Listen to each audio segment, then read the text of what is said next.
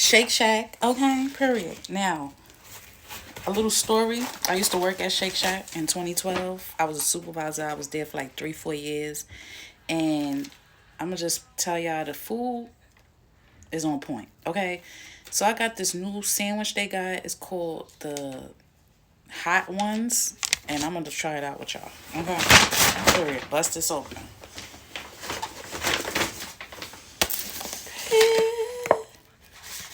Okay, hold up. They look real regular and real plain. And I didn't put no I should have put lettuce and tomatoes and I didn't.